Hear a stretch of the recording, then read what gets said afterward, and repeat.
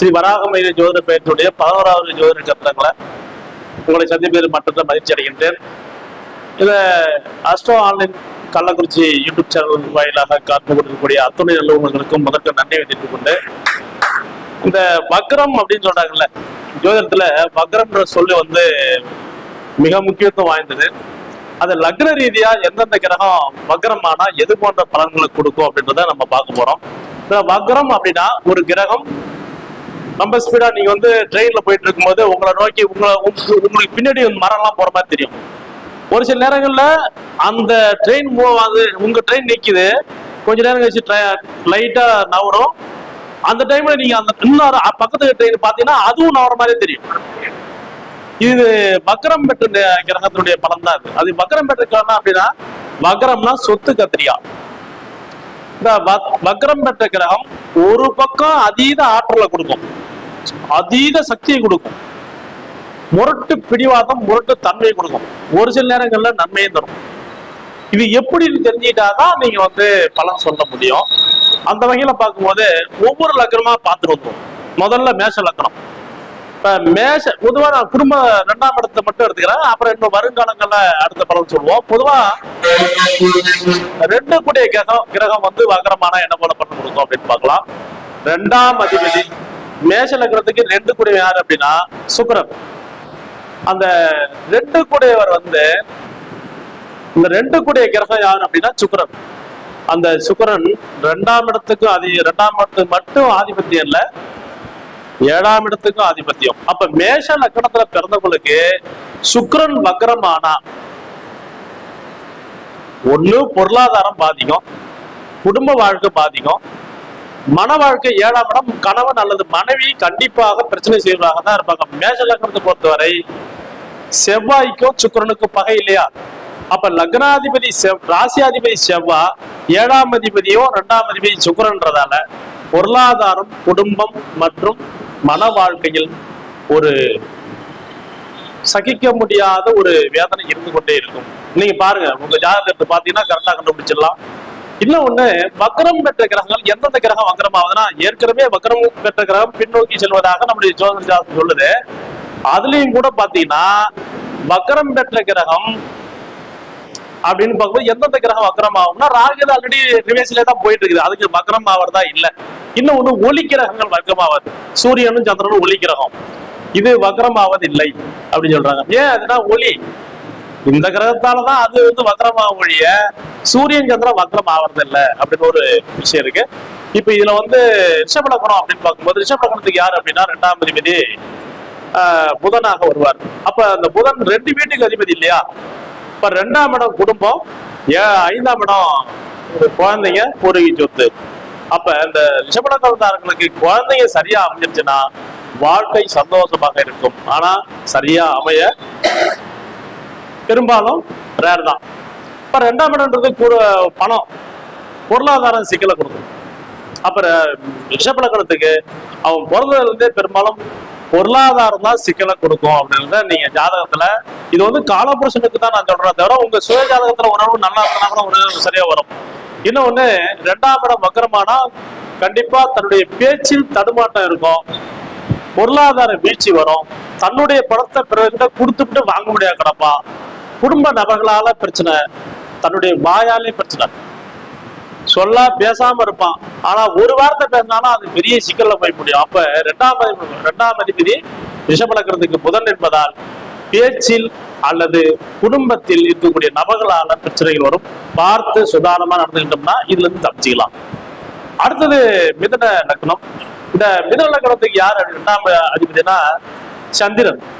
இந்த சந்திரன் தான் மனோ காரகன் இல்லையா? உடல் மனம் புத்திக்கு அதிபதி யார் அப்படின்னா சந்திரன். அந்த சந்திரன் ஒரு காலபுருஷனுக்கு 4ஆம் இடம். இப்ப 4ஆம் இடம் சொத்து சுகம், அதுலயும் கை வைக்கும். ஆனா சந்திரன் வக்ரம் ஆகாது. இருந்தாலும் மிதுன லக்னக்காரங்க பெரும்பாலும் கெட்டிகாத்தனமா தான் இருப்பாங்க.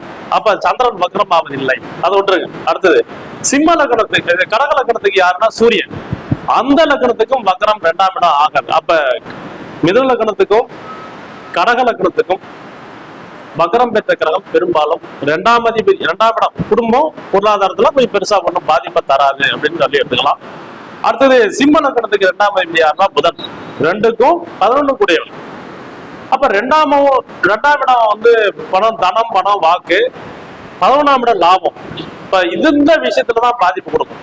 2ஆம் இடம் பணம், 11ஆம் இடம் லாபஸ்தானம். இப்ப இந்த வகையில பார்க்கும்போது பொருளாதார சிக்கலும் மூத்த சகோதரர்கள் வகையில தொந்தரவு கொடுக்கும் அப்படின்னு சொல்லலாம்.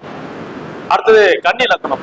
இந்த கன்னி லக்னத்துக்கு 2ஆம் இடம் யாரு அப்படின்னா சுக்கிரன் இல்லையா? அதுக்கு 2க்கும் 9 கூடியவர் பாக்கியாதிபதி. அப்ப தன மற்றும் பாக்கியாதிபதி வக்கரமானால் பூர்வீக மற்றும் தந்தை வழி பாதிப்புகள் ஏற்படும் வகையில சிக்கலப்படும். குடும்பத்துல வந்து பெண்களால பிரச்சனை இருக்கும் அப்படின்னு சொல்லலாம்.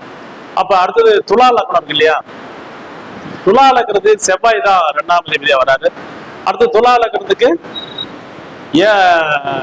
2க்கும் 7 கூடியவன் இல்லையா? அப்ப 2க்கும் 7 கூடிய அந்த சுக்கிரன், செவ்வாய் சகோதர வழி பிரச்சனையும் பொருளாதார சிக்கலையும் கொடுக்க காத்துக்கிட்டு இருப்பாரு. அதே போல மனைவி வழியிலேயே சிக்கலை கொடுக்கும். பூமி வாங்குறதுக்குள்ள போதுமான ஆயிடும். ஏன்னா பூமி காரகன் செவ்வாய். அந்த பூமிக்கார செவ்வாய் வக்கரமா வந்தால பூமியால் ஏற்படக்கூடிய சொத்து பிரச்சனை வந்ததுன்னா தீராது இந்த துலா லக்னக்காரங்களுக்கு. அதே போல அடுத்த லக்னம் வந்து பார்க்கும்போது விருச்சிக லக்னம். இந்த விருச்சிக லக்னத்துக்கு 2ஆம் இடம் யார் அப்படின்னா தனுசு. அது தனுசுக்கு உண்டான கிரகம் யார் அப்படின்னா குரு பகவான். அந்த குரு 2க்கும் 5 கூடியவர். அப்ப இது குழந்தை மற்றும் பூர்வீக சொத்து, குலதெய்வ அனுகிரகம், பணம் சார்ந்த விஷயம், தங்கம் போன்ற விஷயங்கள்லாம் பாதிப்பு தரும். அப்ப 2ஆம் இடம் பணம் சார்ந்த விஷயங்கள்ல இந்த விருச்சிக லக்னக்காரங்க ரொம்ப கவனமா இருக்கணும் அப்படின்னு சொல்லலாம். அடுத்த லக்னம் தனுசு லக்னம். தனுசு அப்படின்னு பார்க்கும்போது இவங்க நல்ல குணாதிசயம் உள்ளவங்க. ஆனா 2ஆம் இடம் சரியா வர்றதால இந்த லக்னாதிபதி குருவுக்கும் அவங்களுக்கும் பகை கிரகம், ஓரளவு பகை என்பதால இது நல்ல கிரகம் இருக்கிறதுல சனி ரொம்ப ஸ்லோ கிரகம் அல்லது கடுமையான கிரகம் சொல்லுவாங்க. இப்ப 2ஆம் இடம் வக்கரமானா குடும்பம் மற்றும் பொருளாதாரத்துல ஏகப்பட்ட பின்னடைவுகளை சந்திக்க வேண்டிய சூழ்நிலை கொடுக்கும். அதுவும் தனுசு லக்னத்துக்கு 2க்கும் 3 கூடியவன். அப்ப குடும்பம் மற்றும் சகோதர வழி பாதிப்பை தரும் அப்படின்னு சொல்லலாம்.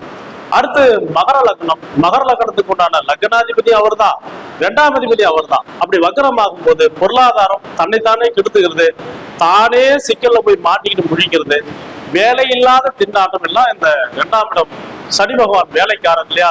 அதாவது தொழில்காரன், தொழில் வழி பாதிப்பு கொடுப்பார். அப்ப இந்த மகர லக்னக்காரங்களுக்கு சனி பகவான் வந்து அது மாதிரி வக்ரமாவது பெரும் பிரச்சனையை கொடுக்கும். அதே போல கும்ப லக்னம். கும்ப லக்னத்துக்கு 2க்கும் 11 கூடியவன் குரு. அந்த குரு பகவான் வக்ரமாகும் போது பொருளாதாரத்துல பெரும் பின்னடைவு வரக்கூடிய காலகட்டமா இருக்கும். அந்த காலகட்டத்தில் நம்ம பார்த்து சாதாரணமா இருந்தா தப்பிச்சுக்கலாம். அடுத்தது மீனம். மீனத்துக்கு யார் அப்படின்னா 2க்கும் 9 கூடியவர் யார் அப்படின்னா நம்ம செவ்வாய் பகவான் தான். அப்ப செவ்வாய் வக்ரமாகும் போது கண்டிப்பாக பூமி சகோதர வகையில ரத்தம் நம்மளுடைய ரத்தத்துல ஏதாவது குறைபாடுகள், ரத்தம் சம்பந்தப்பட்ட நோய்களை ஏற்படுத்தக்கூடிய அமைப்பு கொடுக்கும். அப்ப ஒரு ஜாதகத்துல வக்ரம் 12 லக்னம் சொல்லியிருக்கோம். இந்த வக்ரம் பெற்ற கிரகங்கள் லக்ன ரீதியாக 6, 8, 12 அதிபதிகளாக வந்தாங்கன்னா வக்ரமானா நன்மை தரும். அதே போல சுபகிரகங்கள் வக்ரமானா, அதாவது சுப ஆதித்யம், ஒவ்வொரு லக்னத்துக்கும் சுபகிரகங்களே லக்ன சுபர்களுடைய அமைப்புல வந்து மகரமானா கண்டிப்பா வந்து பெரும் பிரச்சனையை கொடுக்கும். அதை சார்ந்த மன வேதனையும் சிக்கலும் கொடுத்து கொண்டே இருப்பார் அப்படின்னு நம்முடைய ஜோதிடர் சொல்றது. அதனால உங்க ஜாதகத்துல லக்னம் 2ஆம் இடம் 3ஆம் இடம் எந்த கிரகம் வக்கரமாவதோ அந்த கிரகத்துடைய அதிதேவதைகளை வழிபடுவது ரொம்ப சிறப்பு. இன்னொன்னு அதிதேவதை வழிபடுறதோட அந்த பிரதிநிதி தேவதை ஒரு தேவதை இருக்கு, அந்த தேவதையும் வழிபடலாம். அப்படி வழிபடும் போது இந்த வக்கரம் பெற்ற கிரகத்துடைய தாக்கம் குறைஞ்சி நல்ல வாழ்க்கை வாழலாம் என்று கூறி இதுவரை நம்மளுடைய இந்த வக்கரம் பெற்ற கிரகத்துடைய தன்மைகளை கேட்ட உங்கள் அனைவருக்கும் முதற்க நன்றியை தெரிந்து கொண்டு விடைபெறுகிறேன். ஏன்னா நம்ம ஒரு ஸ்பீச் கொடுத்துரும் ஓகேங்களா? எத்தனை வருஷம்? 10 நிமிஷமா? அடுத்து யார் பேசுறது? நீங்க பேசுறீங்களா?